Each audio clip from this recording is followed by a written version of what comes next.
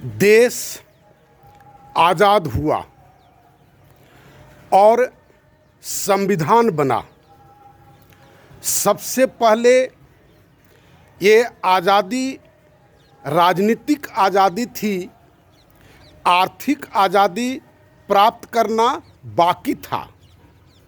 लेकिन लोगों ने ये आर्थिक आज़ादी को दरकिनार किया और राजनीतिक आज़ादी का लोग उपभोग करना शुरू किया।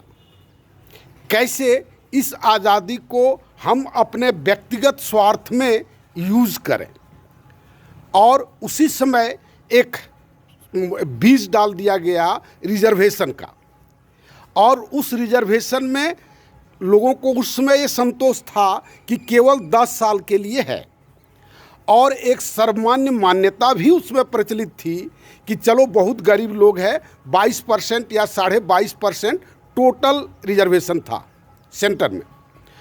अब उसके बाद से ये चल रहा था, लोग अपना संघर्ष कर रहे थे, जी रहे थे, इसको भी बढ़ रहा था, डेवलपमेंट भी हो रहा था, लग रहा था कि हम आर्थिक आज़ादी की ओर बढ़ रहे हैं। लोग बोल भी रहे थे, उसकी चर्चा भी कर रहे थे।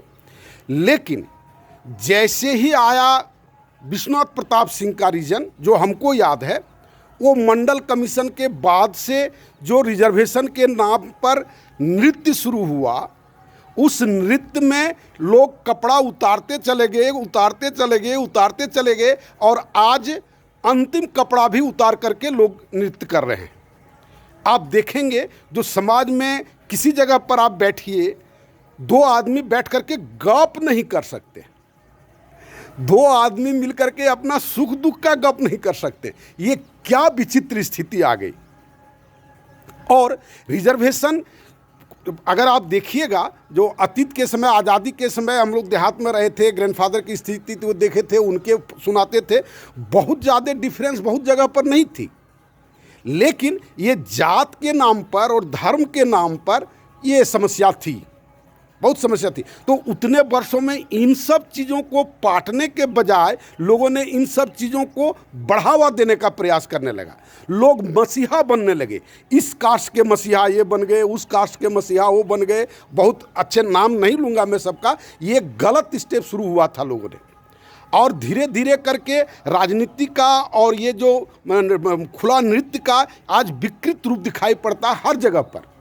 और उसके साथ संजोग दे दिया भ्रष्टाचार, उसके साथ दे दिया जातिवाद, उसके साथ दे दिया कितना तरह का क्षेत्रवाद, सब चीज़ मिला करके इतना समाज को गड्ढमड्ढ कर दिया गया है, जो रास्ता खोजने निकलने पर परेशानी होती है। तो क्या इसके लिए किया जा सकता है? मैं अक्सर लोगों से कहता हूँ, जो लोगों का एक चीज़ जो हमको दिखाई पड़ता है, जो आज़ादी के समय 22.5 लोगों को ही मदद की आवश्यकता थी, और बाकी वो 22.5 का परसेंटेज घटा करके 0 करने के बजाय जिसको लोग फॉरवर्ड कहता था, उस फॉरवर्ड को भी उसमें शामिल कर लिया ये बीजेपी सरकार ने। जो फॉरवर्ड, मतलब जिसको फॉरवर्ड मानता था समाज में, आर्थिक रूप से मजबूत मानता था, वो आर्थिक विकास हमारा ऐसा हुआ कि उसमें भी 10% काट करके हमको देना पड़ा कि वह भी रिजर्वेशन के लायक है, वह भी आरक्षित रहने के लायक है। कहाँ हम लोग पहुँचे, किस आर्थिक विकास को हम लोग अचीव किए? ये सब बड़ी गंभीर बातें हैं, ये सोचने की बात है। और कहिएगा समाधान मेरा सोशल सिस्टम, हम वहाँ पर हमारे सोशल सिस्टम में व्यक्ति को लेकर के चिंतन है, किसी जात को लेकर चिंतन नहीं है, किसी धर्म को लेकर के चिंतन नहीं है, किसी क्षेत्र को लेकर के चिंतन नहीं है। एक मनुष्य, और वह भारतीय, पहले भारतीय, उसके बाद वह पृथ्वी का एक मनुष्य है, ये चिंतन है।